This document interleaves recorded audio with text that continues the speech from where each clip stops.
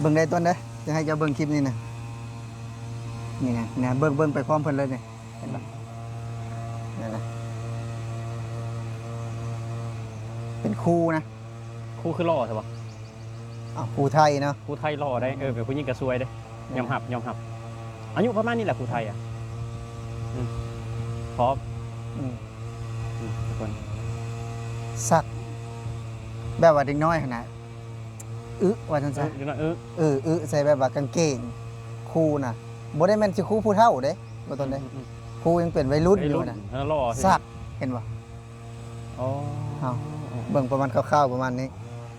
แล้วว่าต้นคิดจังได๋เคยเห็นบ่ลักษณะแบบนี้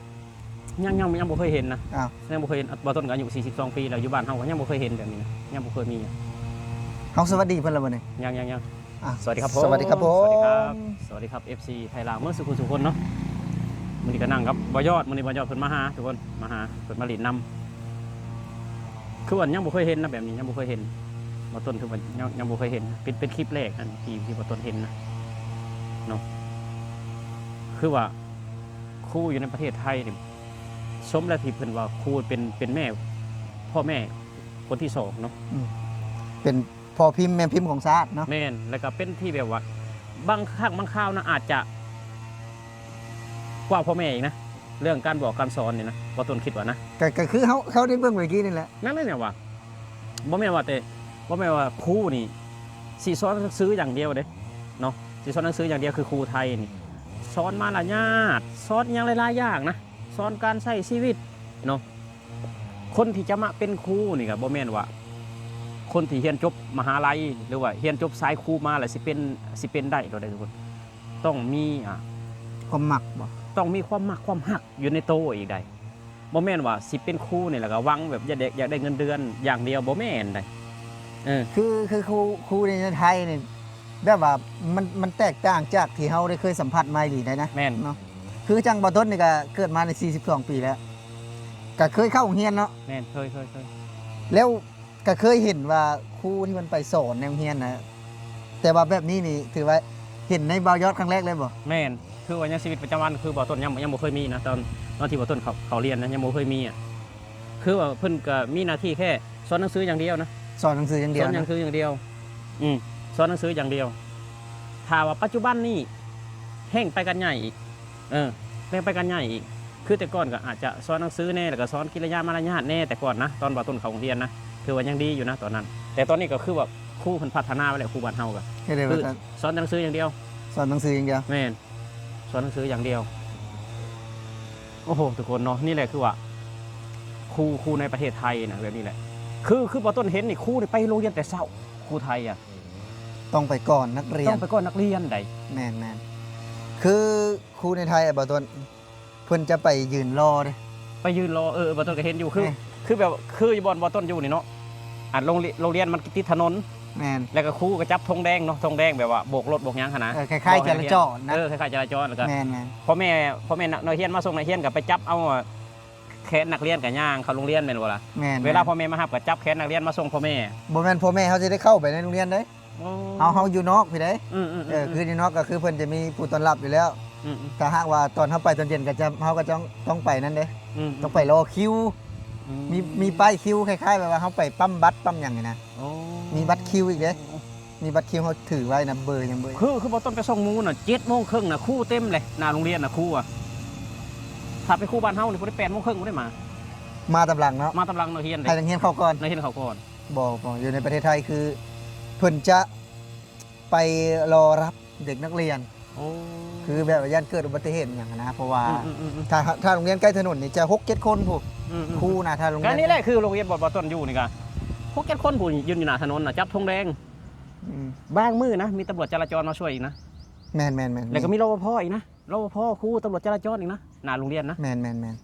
เพิ่นจะมาเพื่อความเป็นระเบียบเด้ความเป็นระเบียบและความปลอดภัย ทุกคนคิดว่าโอ้เ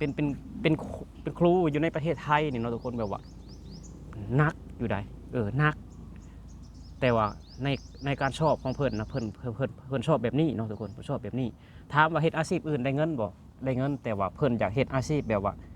สร้างคนสร้างชาติแล้วก็ได้เงินพร้อม คือแบบว่า เฮ็ดคุณงามความดีเนาะ แม่น ให้ประเทศชาติพร้อม คือว่าครูที่เก่งบ่แม่นครูที่สอนมีหน้าที่แค่สอนลูกศิษย์นะครูที่เก่งคือครูที่สอนลูกศิษย์ให้เก่งกว่าตัวเองนั่นคือครูที่เก่ง อันนั้นคือครูที่เก่งเนาะ แม่นอืม คือจังได้เห็นหลายๆอย่างเนาะพ่อท่านเนาะได้เห็นอยู่ในประเทศไทยคือบอยอดเองก็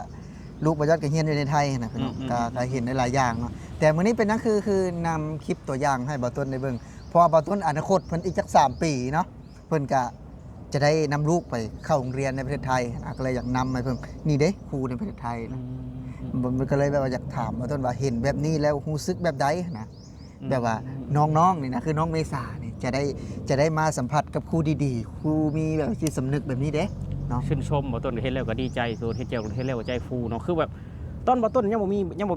ลูกนี่นะบ่ต้นเห็นครูอยู่ในประเทศไทยบ่ต้นก็มักอยู่แล้วมักในชุดของครูอ่ะ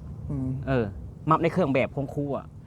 บ่ว่าเจ้าหน้าที่อยู่ในเจ้าหน้าที่ภาครัฐหรือว่าอีหยังต่างๆอยู่ในประเทศไทยบ่ต้นมักเลยนะโดยเฉพาะเป็นผู้หญิงใส่ในเฮงแบบสง่าขึ้นมาเลยอ่ะคือบ่ต้นเคยเว้าตั้งแต่บ่ต้นยังบ่เคยมียังบ่มีลูกเนาะคือว่าบ่ต้นมักในอาชีพครูคือเสื้อผ้าเพิ่นใส่และก็อายุที่เพิ่นยังน้อยนะอายุยังน้อยคือครูที่อายุประมาณ50นี่คือบ่สูเห็นนะก็ถ้าหากว่าครูอายุ50นี่ก็เพิ่นก็น่าจะมีตำแหน่งที่สูงแล้วนะ ตำแหน่ง มีหลายอยู่แต่ว่าจะโรงเรียนใหญ่แต่เป็นตำแหน่งที่แบบว่าสูงแล้วก็จะบอกตำแหน่งที่อาจจะบ่ได้มาให้บ่าวต้นเห็นแล้วนะคือลูกบ่าวต้นบ่ได้เข้าลูกบ่าวต้นบ่ทันได้เรียนนะ บ่แล้วคือว่าตามบ่ต้นสังเกตเบิ่งนะบ่ต้นแล้วก็ไปส่งหมูสุมื้อเนาะไปส่งหมูกับพานโรงเรียนน่ะบ่ต้นสังเกตบ่เห็นคือครูอายุ50นี่บ่ค่อยเห็นน่ะมีตั้งแต่ประมาณเอา35ลงมาเอ้า แม่น35ลงมา คือบ่ยัดเว้าหั่นล่ะก็ถามว่ามีบ่มีเพราะว่าคือครูเพิ่นก็เกษียณ50กว่าพุ่นเด้ถามว่ามีบ่มีแต่ว่าตำแหน่งเพิ่นบ่ได้อยู่ในที่บ่ต้นที่จะเห็นนี่เด้ถ้าบ่ต้นบ่ได้ลูกบ่ต้นยังบ่ทันเข้าโรงเรียนมันบ่บ่ต้นก็ยังบ่ทันได้ไปใกล้ชิดตรงนั้นนะเพราะว่าหน้าที่ตรงนี้ก็คือจะมีแบบว่าไม่นุ่มๆพุ่นน่ะเขาเรียกว่าครูนุ่มๆครูสาวๆที่แบบว่ามายืนเป็นคล้ายๆแบบสำหรับจราจรอยู่หน้า คือว่า โรงเรียน สิ่งหนึงที่บ่ต้นสังเกตเนาะสิ่งหนึงที่บ่ต้นสังเกตคันว่าครูนี่ถ้าเพิ่นไปโรงเรียนเพิ่นจะใส่เครื่องใส่เสื้อผ้าครูเนาะ แม่น บ่แม่นว่าสิใส่เสื้อผ้าหยังก็ได้เด้ แม่น คือว่าบ้านเฮานี่บางมื้อเพิ่นก็ใส่เครื่องแบบครูเป็นบ่บ้านเฮาแต่บางมื้อเพิ่นก็ใส่เสื้อธรรมดาบ้านเฮาสังเกตเห็นเฮาไปทำกิจกรรมบ่ อ๋อ สังเกตเห็นบ่ เออ เพิ่นบ่ได้ใส่ชุดครูถ้าว่าอยู่ในประเทศไทยอยู่ในโรงเรียนคุณต้องใส่ชุดครูนั่นบ่ล่ะเห็นสังเกตเห็นบ่ แม่น เออคือว่าบ้านเฮานี่บางถ้าว่าชุดครูมีบ่บ้านเฮามีก็สีคล้ายๆกันกับของไทยเนี่ยเนาะ แม่นคล้ายๆกัน แต่ว่ามือเพิ่นใส่มือเพิ่นบ่ใส่คือแบบระเบียบยังบ่มีว่าไงซะ หนึ่งกันระเบียบแหละ สองก็เรื่องนั่นแหละพ่อเจ้าบ่มีเงินตัดสุด ก็มีอยู่แล้วสุดน่ะคือทางการลาวเพิ่นก็แจกอยู่แล้วสุดนี่นะหรือว่าซื้อ คันสักบ่ หรือว่าซื้อบ่หรือหยังมันอยู่ที่ความบ่ใส่ใจความบ่เป็นระเบียบบ่ต้นคิดว่านะบ่เป็นระเบียบ คือบางคนเพิ่นก็มีอยู่เนาะสุดที่แบบว่าอาจจะบ่ได้แม่นสุดนั่นนะบ่ได้แม่นสุดตัดสุดที่แบบว่าเป็นสีแต่ว่ามันก็จะมีสุดคู่อ่ะสุดแบบว่าธรรมดาเสื้อยีนธรรมดาเสื้อนั้นธรรมดานั่นก็จะมีนะแต่บางคนบ่ใส่เสื้อเบลาวว่าซี่นะ แม่นเนาะมันอยู่ที่การใส่ใจแหละทุกคนแล้วก็ระเบียบวินัยของตัวเองผมคือครูอยู่ในประเทศไทยคือบอกโอ้ทุกคนเนาะคือว่าสะอาดครูนี่มัดผมเก้าผมอย่างดีสะอาดผู้หญิงก็ได้ผู้ชายก็ผมสั้นอย่างดีเลยเนาะ แม่น เฮาเห็นขนาดนั้นแหละบ่ต้นจึงว่าโอ้บ่ต้นว่าก็เฒ่าแก่บ่ต้นคือมักอาชีพครูไทยแท้บ่ต้นเห็นแล้วก็เห็นเวลาเพิ่นเข้าเซเว่นบ่ต้นก็แนมแบบว่าคือสะอาดคือว่าดูดีอ่ะ คือแบบว่าแนมเบิ่งแล้วก็มีราศีมีออ แม่ ร่าน มี เนาะ ออซีมีออร่ามีแสงสว่างขึ้นมาทันทีอ่ะแต่ถ้าหาก แบบ ว่า ว่า ลูกได้เรียนอยู่นี่ก็คือสิคักคือสิ แม่น อยากให้ลูกใหญ่ไว อยากให้ลูก แบบ ใหญ่ไวๆแบบว่าต้นอยากให้ลูกไปโรงเรียนน่ะแบบอยากเบิ่งปฏิกิริยาของลูกว่าสิพัฒนาไปแบบใดหั่นนะจะมีแบบใดเนาะ อืม ในการแบบว่า การใช้ชีวิตอยู่ในไทย อืม คือบ่ต้นก็โอ้มันอยู่ไทยใน24 ปีเนาะยังบ่ได้มีโอกาสที่จะให้ลูกไปโรงเรียนนั่นแหละคือจังว่ายกประเด็นตัวอย่างนี่ขึ้นมานะว่าโอ้ให้บ่ต้นมาเบิ่งก่อนว่าคิดมาแต่เฮือนพุ่นว่ามื้อนี้คือบ่ยอดก็กลับมาจากต่างจังหวัดพี่น้องไปนอนค้างคืนคืนหนึ่งเนาะอยู่ที่ชลบุรีพี่น้องศรีราชาไอ้ตำบลบางพระเนาะที่บ่ยอดไปเมื่อวานนี่นะก็ได้กลับมามื้อนี้ก็เอา อาหารป่าแน่เนาะบ่ว่าจะเป็นหน่อไม้พี่น้องเนาะ หอย เฮ็ดหอยอาหารป่าตามฤดูกาลเนาะถือว่าเพิ่นก็เอาให้หั้นนะแบบพ่อเฒ่าหั้นนะเอาให้ก็เลยแบบว่ามาแจกจ่ายเพื่อนๆพี่ๆน้องๆเนาะคนละเล็กน้อยๆพอได้กินหั้นนะก็เลยมาถามบ่าวต้นพี่น้องคนก็รู้สึกดีเนาะรู้สึกดีที่แบบว่า เห็นแบบเนี้ยนะครูน่ะบ่ได้แม่นว่าบ่ได้มีการศึกษาได้เรียนจบกระสูงหั้นนะแต่ว่าเพิ่นนี่เฮ็ดให้เห็นเลยว่าความเอาใจใส่นะบ่าวต้น คือว่าอยู่ในประเทศไทยเนาะอาชีพนี่เนาะอาชีพนี่บ่ว่าแต่แพทย์พยาบาลครูทหารตำรวจแบบคือบ่ต้นเนี่ยบ่ต้นเรียนจบมาแล้วบ่ต้นมักอาชีพหยังบ่ต้นก็ไปสอบสอบเรียนมักอาชีพครูก็สอบเรียนครูมักอาชีพทหารก็มักอาชีพตำรวจก็สอบอาชีพตำรวจเพราะว่ามันอยู่ที่แบบว่าใจเขาเองว่าเขาจะไปซ้ายใดได้เขาจะไปซ้ายใดคือบ่แม่นว่าครูนี่ซ้ายบีบบังคับได้คุณต้องไปเป็นครูถ้าจะมีเงินเดือนมันยังบ่แม่นคืออาชีพหลายอาชีพก็คือมีเงินเดือนทั้งเดือนทั้งนั้นบางคนก็มักแบบว่ารักษาคนป่วยก็ต้องไปเรียนหมอแม่นบ่ล่ะเรียนแพทย์แม่นบ่ล่ะแม่นๆแต่ว่าอันนี้คือแบบว่าอยากคืออาชีพครูเพิ่นว่าเพิ่นอยากสร้างคนน่ะเพิ่นอยากสอนคนให้เป็นคนดีเพิ่นอยากสอนคนให้คนเก่งเพิ่นก็ไปสอบครูแม่นคือเฮาเห็นน่ะเฮาคิดว่าสิมีแบบว่าเป็นเพียงทฤษฎีนะแต่พอวันนี้เอามาเบิ่งแล้วมันเป็นตัวจริงเลยนะแบบว่ามันถามว่าแบบนี้สุกวันมันก็บ่แม่นสุกวันมันก็นานๆทีเด็กน้อยนะเพราะว่าคือจังมันก็เด็กน้อยก็บางทีก็จะมีงอแงมอย่างนั้นถามว่ามีเหตุการณ์แบบนี้เกิดขึ้นเนี่ยครูนี่เพิ่นจะแบบว่าต้องทำหน้าที่เพิ่นนะต้องทำหน้าที่เพิ่นคือมีครูยังแหละคนหนึ่งที่โด่งดังอยู่จังหวัดภาคเหนือเนาะเพิ่นจนแบบว่าสร้างสารคดีทุกคนเนาะความเสียสละของครูอยู่ภาคเหนือคนหนึ่งที่ไปสอนเด็กน้อยอยู่บนดอยเพิ่นจนสร้างสารคดีเป็นมี FC คนหนึ่งเพิ่นส่งมาให้บ่าวต้นอ่านแต่ต้นแหละเป็นสร้างสารคดีเกี่ยวกับครูคนนั้นเนาะก็ฝาก FC คนไทยถ้าจำชื่อครูคนที่แบบว่าสอนเด็กดอยอยู่จังหวัดภาคเหนือที่เพิ่นทำสารคดีนั่นเป็นครูชื่อครูว่าจังไดเนาะทุกคนแบบว่าโอ้โหน่าชื่นชมนะแบบว่าน้ำจิตน้ำใจเพิ่นเนาะคือครูอยู่ในประเทศไทยเป็นครูที่เสียสละหลายนะบางคนนี่แบบว่า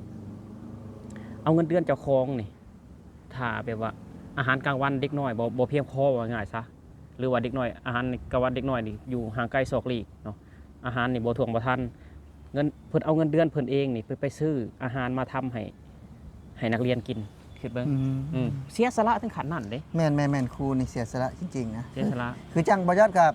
บ่ได้คิดนะว่าสิมีบัดนี้คำเบายอดนี่ไปเล่าเนาะหลังจากที่แบบว่ามีเหตุการณ์ที่แบบว่าเกิดขึ้นลักษณะนี้นะคือไปเล่าสู่พ่อสู่แม่นะเพิ่นตกใจได้พ่อแม่บ่ยอดนะ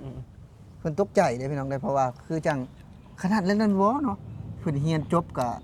สูงนะคือแบบว่าเงินเดือนก็สูงนะแต่ว่าเพิ่นเฮ็ดทุกอย่างนะซึ่งว่าเป็นสิ่งหนึ่งอีกนาทีที่เฮามาอยู่ไทยแล้วก็ภาคภูมิใจที่แบบว่าได้มีโอกาสดีๆเหล่านี้ได้มาสัมผัสกับครูที่มีน้ำใจแบบครูไทยนะเอาสุดท้ายนี้บ่ต้นอยาก